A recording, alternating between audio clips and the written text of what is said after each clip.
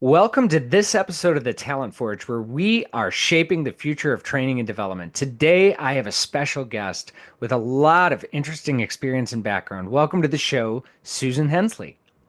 Thank you, Jay. I am so happy to be here. This is one of my favorite subjects.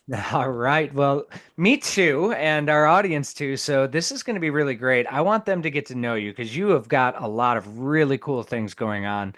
Everything from, uh, I'm not going to steal your thunder. Why don't you introduce yourself and then we are going to dig in because I have so many things to ask you, and I think this is just going to be a really valuable conversation. So, tell us a little bit about yourself, Susan. Sure. So when I look back on my career, I sort of see three acts, and I'm in the third. There was a first career in television journalism. I was an anchor person, reporter, ran newsrooms, did that for about 11 years till that didn't fit. Any of your listeners who work in HR, do any recruiting, know when motivational fit stops. You have a person who could do it, their life doesn't fit. You get a big career switch. I switched at that point, ironically, into a training and development role at a global company. It was a really interesting case of sort of networking and leap of faith, and really just jumped into that and did that, moved up through the ranks. I was ended as an HR executive, overseeing all the centers of excellence, including L&D. Did that for about 23, 25 years. Then I got into a lot of executive and career coaching, which then morphed into navigating life transitions coaching, because it all sort of fits together. And with that, I personally was using a tool, and I know your listeners get this, right? It's one thing to teach and coach, it's another thing to really use some of your tools. I had started playing with art and art journaling, which is about the process of expression through art, not about making art. So I feel like I need to just start there every time. This is not about showing anyone what you're making. It's very similar to a written diary, but really using that right hemisphere of your brain for play, for curiosity, for innovation. And I ended up writing a book about it. Now I teach workshops about it, and it really fits nicely with the coaching I do about life transitions. So that's me in a sort of a 1 minute snapshot. So now my audience knows 100% why I'm so excited about this because there's so much depth there. Let's kind of unpack a little of this. And I want to Great. start from as you call it, Act One. You're in media, you're in journalism, and so my I have a background in communications, and I actually studied public relations, crisis management, media relations, and it's actually really had an impact on how I think about training, how I think about connecting with an audience. Let's take that transition. So you move from Act One, where you're in that space, and you move into talent development. What were some of the things that maybe you were able to bring with you, or sort of lessons that you had learned from Act One that really went into that Act Two? So it's a great question, because one of the favorite things I like to do with clients, and in a leadership development program we rolled out, we had people do their journey lines, right? It's that storytelling to understand the peaks and valleys. And one of the key things I brought with me from the years in media was sort of that no excuses mentality, right? When you're on live television, you're just on live TV, and no one, I will tell you, no audience cares. And it's where you get into the crisis communications. You are just working with what you have. And so it's deep accountability. And it's also what I think, if you look at the competencies that lay within that, it is what action orientation. There's a real curiosity dealing with ambiguity, and almost a strategic agility that goes into it. And at the time I joined a development team, we were rolling out 360s and a whole this was years ago, in a competency-based suite. And I found it so helpful in so much of the coaching I was doing, where sometimes in organizations, people want to say, if everything is not perfect, I can't. Yeah. If everything's not aligned, if this doesn't make sense, I can't, I'm not accountable. And as we were working on goal setting, I found some of the stories, if you will, because people respond to stories and analogies about what certain experiences were like. It really resonated no matter who the audience was, whether it was with an executive or line union employee, that sense of the camera goes on live and someone throws a snowball and hits you, which I actually had happen. Oh But no. you need to work, honestly. It's a crazy, crazy story, but you then start to work with where is your accountability in that moment? Hmm. How do you manage your emotions? Right? Surprise, anger. You want to go kill the teenager who thought that Right. would be Yeah. so funny, but that's not my primary accountability, right? So you talk about it led to so many rich discussions about, you know, staying focused, job at hand, dealing with the surprise, but not getting off track. Love A little bit that. of a long story, but that was really very interesting. It took me a while, right? I want to be clear. There's always that ramp up period when you go Sure. into a new job, but it was really, really helpful as we were rolling out both 360s and a competency-based performance model to help people, because it's natural for people to poke holes and explain all the reasons why you can't, to have those kind of stories. I was also at a company that hired a lot from the military. I actually relied very heavily on if I had people in the audience who had were veterans and had served in the military, because there is, at least at the time, that sort of we have a mission a little bit approach, and we're not going to get sidetracked. And that helped as we were working on really a environment of excellence. It's interesting because strategic agility, as you said, was something I was like, it's got to be, you got to be bringing some adaptability in there. We had a conversation on this show, The Talent Forge, with Dr. Esther Jackson, and it was all about like how training is adaptable. So I imagine that world from, the transition of who knows what's coming next, where's the next, what's going to happen in here. I wasn't anticipating a snowball. That was definitely a curve, but yeah. So yeah, I think everybody says everybody has a or Mike Tyson. Everybody has a plan to get punched in the mouth, or I guess now hit with a snowball, according to Susan Hensley. Much more gentle. Yeah. No, I love it. And then let's get into that space. You were in the talent development space. I'd like to learn a little bit more about that. So you had mentioned you had worked with, was it active military, more veterans, or what did that look like, and how was that experience for you?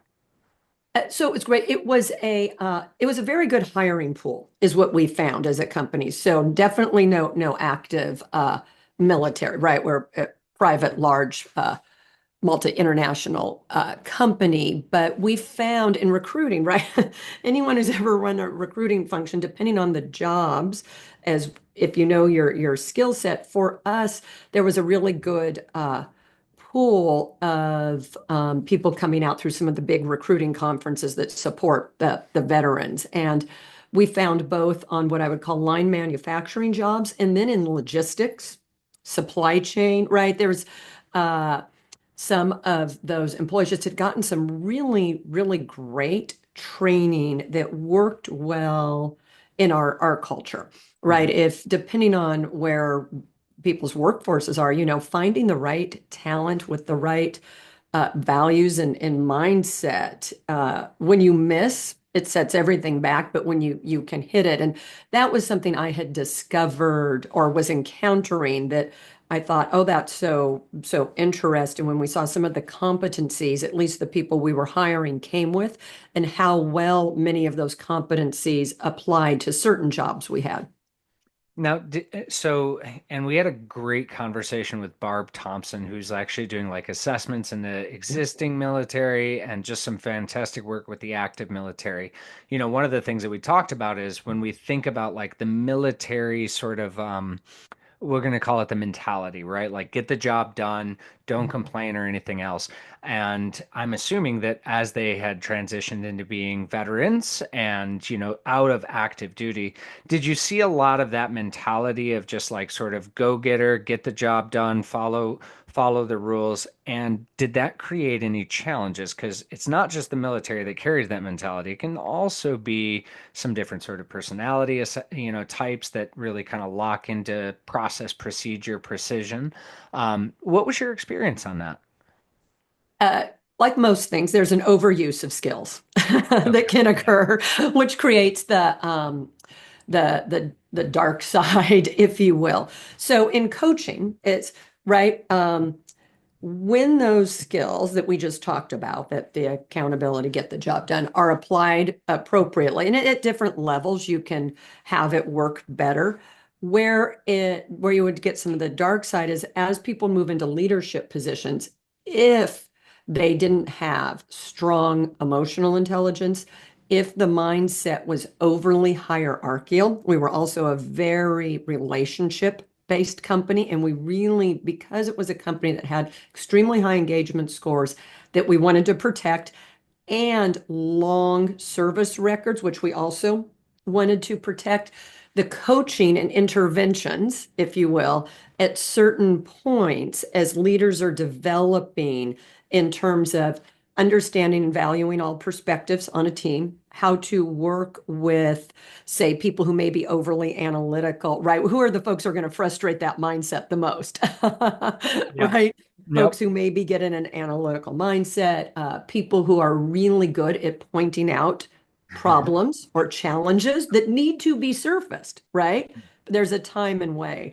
So we came across a tool, and I don't know if you've heard this or your listeners. It was Belbin Team Assessments. Hmm. It was part of our Lean Six Sigma rollout. Uh, I was part of that. And that for the organization I was in was terrific because it was all based on observable behaviors people had of you.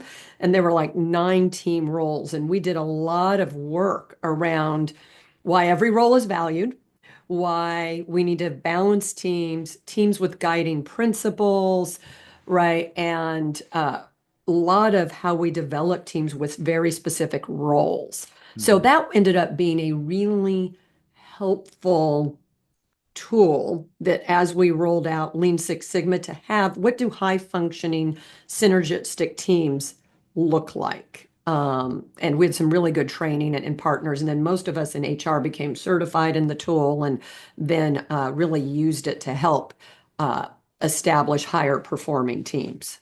It's funny. You said the tool, and I was like, that sounds familiar. Why does that sound familiar? And as soon as you said Six Sigma, I've done work with the industrial and systems engineering at Wayne State University, and I was like, Yeah. that's where it came from. Yep. All right. So, all right. Let's talk about that though. So you moved yourself up. You joined this, and you said it was 23 years in this space. So from that place to an executive level, what were some of the key aspects of your success from developing the people? Obviously, you brought in the agility, you brought in some of those other aspects of being able to be accountable to yourself. But like at the executive level, to how should our audience be thinking about creating the conditions for success in an enterprise, in an international organization? Yeah. Because I think I had a helpful mindset I didn't recognize at the time because I didn't come in attached, deeply attached. I got hired into organizational development department and doing this, and they saw how the competencies, I had a brilliant original boss, would transfer, that my competencies and descriptors of what I did when I ran newsrooms would translate to this current environment. The company that I worked at was very good, and I think it's some very skilled people at understanding the competencies needed that had to be demonstrated versus exact experience. And what I did when I got there is anytime I was asked to take on a special project, I said yes. Mhm. Um, I would ask why, right? Because it wouldn't be intuitive. Led the deployment of Lean Six Sigma, and I do not consider myself an analytical person. I don't, my education is in communications and social science, right? And so I said, why? And the answer I got was it was about change management and leadership. There were enough people with deep statistical analysis. I could learn it enough to get certified and to do a project. I worked with the sales force, not the manufacturing floor, right? Yeah. Uh, so I got a break there. For a person who's not deep in statistics, always better to go work with the sales force. Work on your people, leverage what brought you, your people skills. So I would take any role. I did a finance supply chain role in Asia, even. So um, because the company was very willing to move people to create really well-rounded leaders, I just took every opportunity. And I think not coming from a narrow background really helped me be very open to these opportunities and made me a more effective coach later because it's like, why do you see that I could have an impact? What is it you're wanting me to bring? I'm always really honest. I didn't have, in a finance role, I had to build a really great finance team and I had to humble myself and say, this, I'm not a leader who can do your job, right? I can at a high level understand it, but which isn't the ideal model. We sometimes like leaders who can go and On do the the technical side, if they have to, or yeah. And it was a real stretch. And we were also in Hong Kong. I'd moved my family. That was one of the harder rotations. But once again, I kept asking before I moved halfway around the world with the family.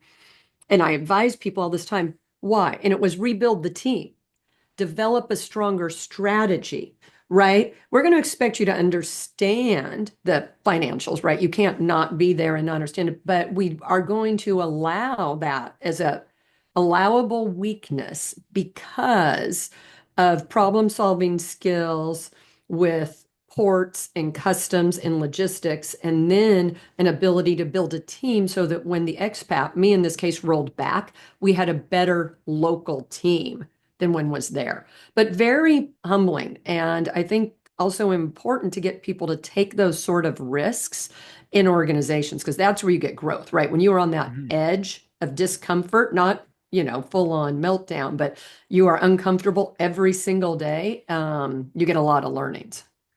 There's so much in what you said that resonates with me, and I even think about it. Number one is that our shared background in communication. Mhm. My first hire was to the Industrial and Systems Engineering Department at Wayne State University. I, my claim to fame was I deferred getting my undergraduate degree for 2 years because of the math proficiency examination and everything else like that. It was just like, nah, just I'm good, I'm fine. I've learned a little math along the way, but to your point, I was able to thrive in an engineering environment because I was adaptable, because I was able to communicate, because, being able to leverage. They made me project manager of a $3 million National Science Mhm. Foundation grant for mathematics in high schools. And it was just like, so that adaptability, that being able to kind of communicate and connect with Mhm. people, it's so important. But the other thing that you said that I think is super interesting, and I want to dig in just a little bit more as you were going through this process and you're bouncing from one place to a different project to a different project, what you're gaining there is not just obviously experience, but knowledge of the entire business function. And that's one of the things that I really highly promote to everybody in L&D is like, don't get stuck in your department. Get out there and learn what all these other departments are actually doing. Get in there, get your hands dirty. Can you talk just a little bit about what that did for you as a learning leader or as an executive to really get your hand around all of these different experiences and all of this different aspects of the organization? Yeah, it's such a great question because I agree with you, right? We're sitting here sort of in like violent agreement. You're talking like, yes, yes. Because credibility, I think sometimes in the worst case scenario, the any viewer ever saw The Office, in the Mhm. worst case scenario, if you are standing in front of a group and you are trying to get them to stretch, to try new things, to learn, and how we approach adult learning, the more credibility you can have in the business, the more stretch you have gone through. One, it makes you empathetic. You know how scary, how exposed you can feel, how vulnerable. And I think it's really important that people who are doing learning development fully demonstrate that sweet, if you will, of human emotion, because we're asking people to learn something new, to try and do something a different way, to expose maybe they don't get it. Maybe they're not doing it right the first time. What's going to happen if they don't grow, right? It's important to understand all those fears that lay under this versus having a person want to say, this is the flavor of the month and I'm just going to hunker down and ignore you. Right. And that's the Right. what I call the big fear you don't. And so having done a number of different roles, having seen the business from sort of the ground up, not having always done the jobs, but really having seen how both horizontally integrated this business was that I was working. I was very lucky, created I think a little bit of a bond or some empathy, if you Hmm. will, to try and create a safe environment to get people to stretch when we were together. So powerful. And thank you for going into that, because I really do think that the more that we have a broader experience, the more that we can empathize with those in the finance department, with those in the supply chain, with those in the, production systems, those in the legal, and all of a sudden when we get a bigger, brighter picture of the whole entity, it really gives us the ability to serve each individual component at a much stronger level. So I love that comment, and I think it's a great takeaway for our audience here. Now, as we transition into Act Three, you move out of that position, get into some coaching, and obviously take that to a whole new level. And part of that experience is also bringing in, and I want you to mention the title of your book so that way we can let people into that. But talk about, because you said art early on, and I guarantee if anybody's out there like me, I'm like, all right, my art is stick figures and anything. You preface this, you caught me right. I mean, you predicted my behavior right then and there. For those of us that are not considered ourselves artists, talk about what this is, what this tool, how does it function, and how do you deploy this in the coaching framework to be able to help people really kind of transform themselves. Sure, I'll give you a speck of the backstory because of who your audience is. At Mhm. the time I got into this, I was overseeing all the Centers for Excellence, and one of the people who was on my team was the head of learning and development. And she had a side hustle. She's a fantastic artist. And we're standing around as happens. This was pre-COVID when we were, fully in the office. And the rest of us are saying, I can barely draw a smiley face, right? I do hearts. My doodle is like a heart and a smiley face, which is true today. I want to just keep prefacing that. And she says, you know what? I'll have a few of you come over on a Saturday. I'll show you the color wheel, teach you just a few things. It'll be fun, cheese and crackers, maybe a glass of wine. So Sure. about five of us head to her house, right? It was a very collegial place. I worked on Saturday. It's 2 hours, and she gave us some paints, and I had a little piece of paper, and she's explaining the color wheel. Well, I'm over there in the corner just with my paints. And I truly ended up creating a brown mess. And I found out the reason it turned brown is because I was impatient. I learned that later from a person who knows art. At the time, it was like, ooh, mystery, right? But what I noticed, and this is where all of the career coaching and different things that HR professionals do, is it was a glimmer. It lit me up. It was fun. The inner critic was gone. That 2 hours where I sat there just playing with, I think it was like maybe a purple and a blue or whatever. I actually took the soggy little piece of paper home. I hung it on the refrigerator, and my husband and son are like, wow, what Hmm. is this? Because once again, it's like a Rorschach test, the blot test. And I followed that. I'm a huge fan of the book Designing Your Life. Hmm. I don't know if anyone Great in book. the audience you've heard of it. So it was a glimmer, and I'm committed to following those. So I started to just play with art. I had a younger child at home, so we had some crayons. It's still in the house. And I'll tell you right now, that's the key to keeping it playful and to silencing your inner critic. I've been doing this 7, 8 years. I have not advanced very intentionally beyond the art supplies you find in a Target, a Michael's, a Walmart, the kids section. Because as an adult, and I teach this in my workshops, when you are holding a crayon, you are not taking yourself overly seriously. I have yet to meet an adult who's got like a blue and pink crayon and is like, I am going to nail this, right? Instead, it silences the inner critic. It opens us up to curiosity, right? It opens us up to some play. And that is where, in all the brain science, that's where the ideas, that much more holistic creative place comes through.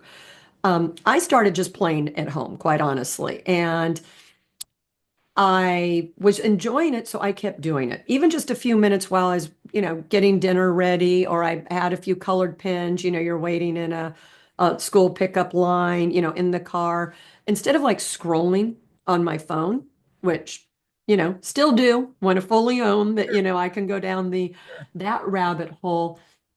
Started to play with color collage. I love a Elmer's glue stick. And the pandemic hit a couple of years later. I really gavelled down on it and using it uh, to help process all the emotions and everything that was happening at the time. The job got insane, right? Because we had a split workforce. Anyone who worked in HR during that period just knows how much more difficult the job became and really still is because anyone who's managing a workforce who maybe doesn't want to be in person or right, Sure.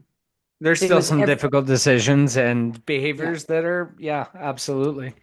But that's when I really gaveled down and realized it could be such a safe container for processing emotions, for tapping into resilience, for relaxation, for over time actually getting some inner wisdom. I was just using it as for me. I, wasn't sharing it, but it did help me clarify during that period that, I said when COVID was over, it's so funny that I was going to leave. I had always planned on perhaps doing something else about 5 years later than I did, and I realized I was, as much as I still love the company and do consulting work for them and work for a few years, sort of part time after that role at that time, and I gave 18 months notice, so I gave lots of notice, just stopped fitting me. And I was really using the art journal, and that's where I recognized so much of my coaching, although I still do a lot of career and executive coaching. The interest was much more in helping people with a much holistic, the whole person. I Yeah. think really good career leadership executive coaches get under that and understand the why, the North Star for that executive or that employee, because then it helps you align, it helps them help you align Yeah. all the other behaviors. But there's a really great certification program on navigating transitions that I did. But it was the art journal that took me on a different path sooner than I thought. And with greater ease and curiosity. I think I used to give lip service to the power of curiosity. You Mm. know, in Lean Six Sigma, you learn the five whys. I think lots of people use that, right? It's Yeah. why. Root cause analysis. Yeah, Yeah. that can sound Fishbone. right, very left brain, very linear, a bit accusatory sometimes. When you're asking it sort of yourself, like, why does this feel good? Why am I enjoying it? Why am I telling myself I need to keep doing this? Is it a social construct? Is it my deep need to try and be perfect, to achieve? And I resemble all those things, right? Mhm. I still do a somewhat type A personality. I love lists and plans, but I needed balance. I think that's really what the pandemic helped me to see, and art journaling helped me to see as I needed to balance, if you will, these various aspects of my personality into a little more joyful, curious, self-compassionate form. So I love this, Susan, and for many reasons. Number one, as you said, my favorite word, balance, which is something that I really try to promote and in every aspect. So during the pandemic, I got a set of paints, and I like creativity. So I am actually a very creative person. Mhm. It does not come out very well in music or in art or Mhm. anything else, but I painted the entire wall upstairs as a mural. It was like this sort of like environmental scene. It wasn't great. But at one point in time, my ex-wife had come upstairs, ex-wife now, at the time, just was my wife, and looked at it and was just like, wow, you did that. And I was like, I wasn't proud of it, but it was something that was just like, it was cathartic. I'm up there and I was just painting. And it really did kind of feel like I was playing or I was sort of discovering or anything else. So I ended up doing a little bit of research on, so my background's in psychology and neuroscience as well as communication, and I did some of the research. There's incredible research about how impactful art therapy can be for things like stress, anxiety, for even things where people have like, and I've never had shyness as one of the things as my labels, but for somebody expressing themselves or being more expressive about their emotions, feelings, etc. So I'm really digging what you're talking about here. You're translating a lot of that really powerful science into a concept of art journaling. And I want to dig in on that on two different questions. One, what does that look like? If you were to even talk about the process of it of starting, right? Because I can imagine myself sitting there and going, what am I supposed to draw? How do I do this? Like what am I thinking or anything else? That's a type A personality me that would be coming out. And then the second question is, how do you overcome resistance? Because I know, and this is true of any time play comes into adult learning in any way, shape, or form, you've got people, oh, this is silly, this is dumb. And it is that sort of ego protective measure of, oh, I'm not going to. And in reality, those are the people that ended up having the most fun once they get into it.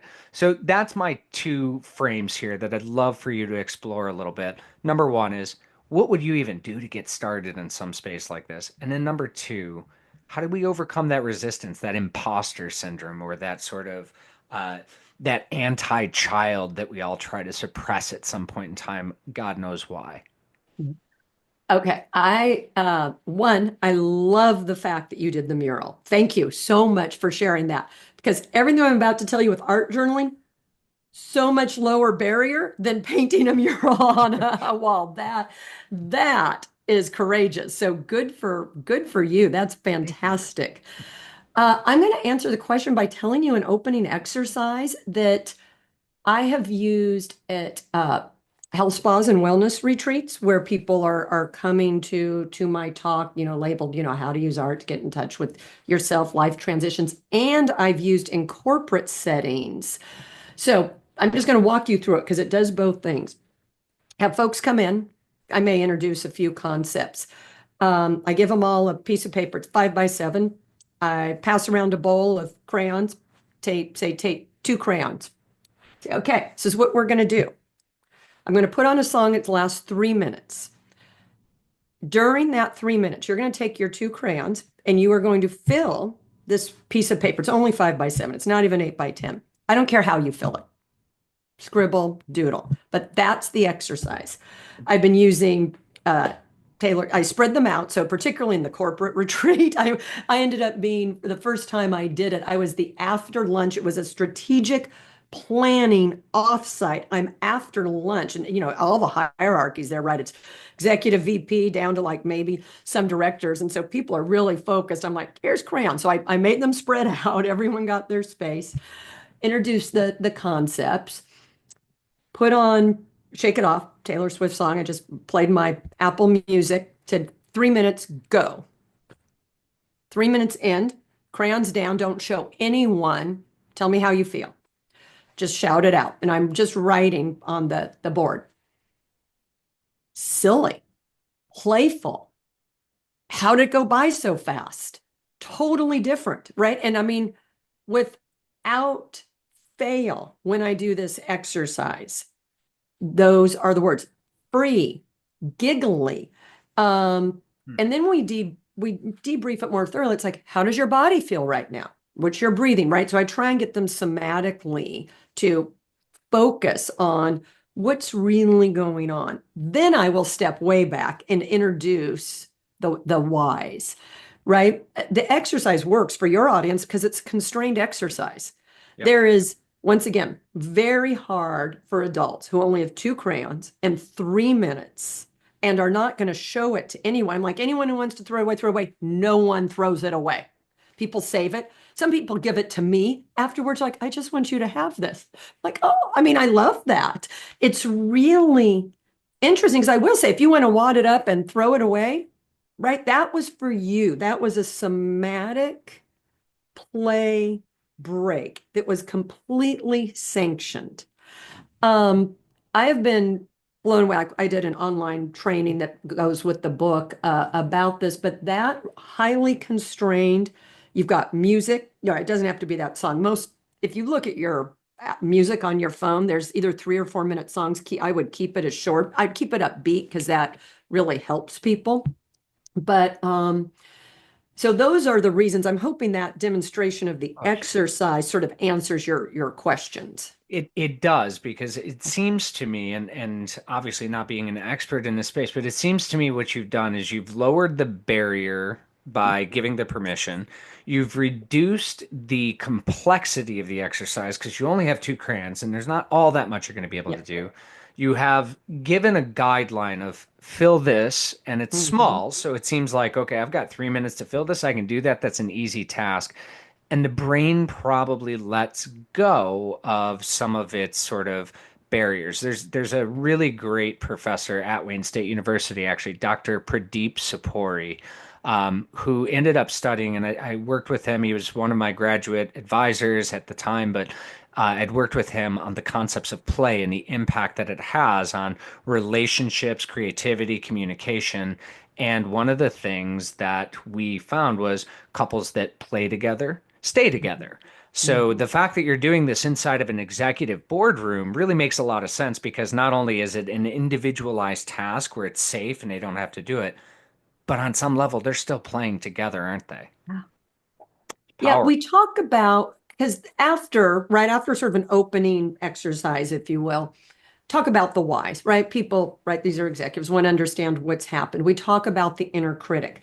I use research that I found, to your point, in the last few years or before. There's been some great, great work. I referenced both in my book. I got really lucky. There's a terrific book out right now called Your Brain on Art that Mm, explains both what we feel when we create, and it can also include music, dance, right? It's sort of big A art. I'm talking about something on a page, but also what happens in our brains when we observe it and listen to it and take it in. And it's just for the mental health challenges we are facing as a society, so helpful. So I yes. try and introduce the why, because executives want that. And then we start talking about the inner critic and the fact that most people, and these are people who are in a boardroom, right? Stop being creative. They got messages, research shows, by about 8 or 9. So I really ask people to go back to about 4 and 5, where, and be your own proud parent, right? Depending on your folks, they may be putting stuff on the refrigerator and you're admiring that 5-year-old artist work. That's inadvertently what I did. I tried to really disaggregate my own experience with that mess, that brown sort of soggy mess, putting it on my refrigerator, following the glimmer. I tried to pull that apart, understand the science or research, and then uh, the book is sort of done by chapters. It's not a workbook. And then some of the research, the online training and the workshops I do sort of really lay out the how to. And we talk so much about the inner critic. And can you let that inner critic go for 5 minutes or 10 minutes, right? Where it's a short period, it's almost honoring, you keep me safe and you help me a lot. You push me to be my best. I don't need this. This is just play. And anyone who's ever observed kids, little kids on a playground, they have no trouble. Like, this is my swing.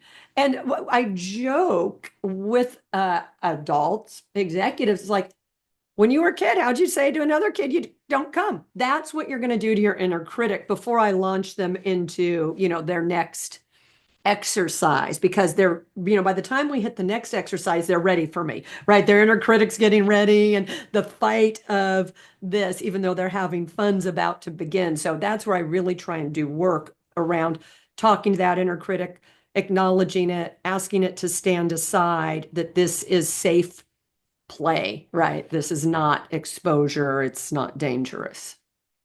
So you've used this inside of that space. Obviously, you've used this for your own personal transformation, personal development, and you wrote a book about it.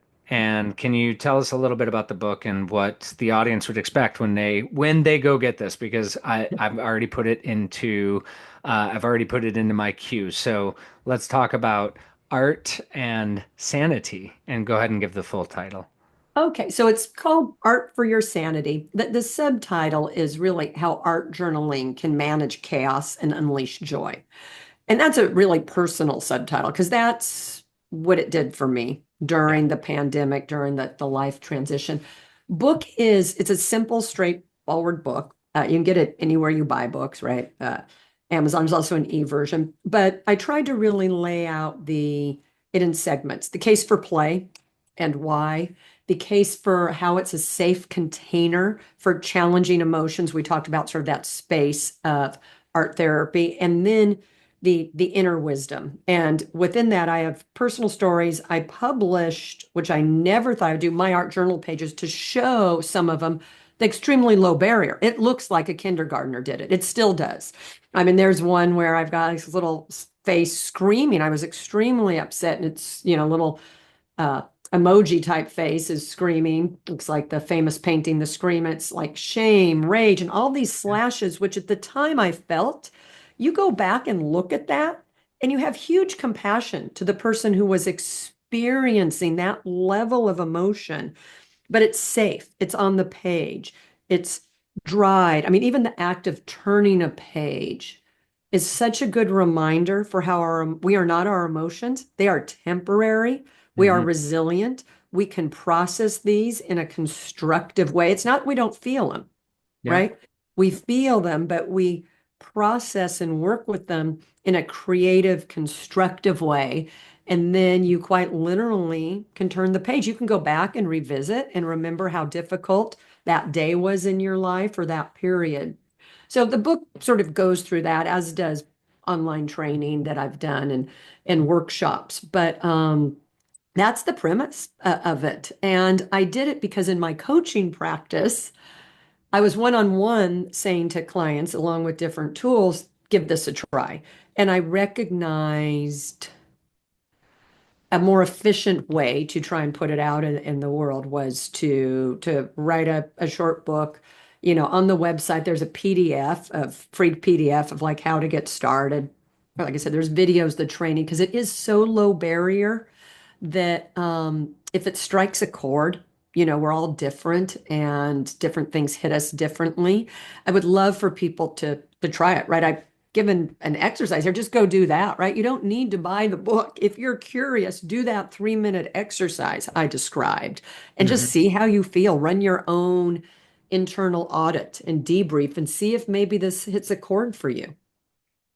Susan, this has been incredible because whenever you're in a training room or in a coaching space, bringing play, bringing fun into it can have a huge impact on memory, can have a huge impact on, and even what you said there was so important because a lot of times if we're having that emotional moment, words may be escaping us. Our cognitive capacity is down, but that doesn't mean that our emotions cannot be translated.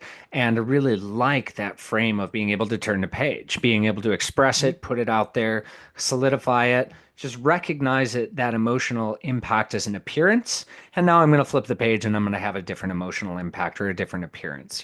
So I really, really appreciate what you've been able to share with the audience today. And there's some incredible takeaways. If they wanted to get in touch with you, how might they do so? Easiest way is my website. It's just susan-hensley.com. And there's a contact me. I get all those, just drop me a note. Beautiful. So we'll make sure that that's in the show notes. Susan, I can't thank you enough. This has been a really interesting conversation. Everything from Act One all the way to the crescendo of Act Three and being able to better understand your your pathway and how you've brought those experiences along, but really the impact of being able to play and being able to silence that inner critic in a way that's meaningful. I just want to say thank you. Thank you for what you've shared with the audience here today.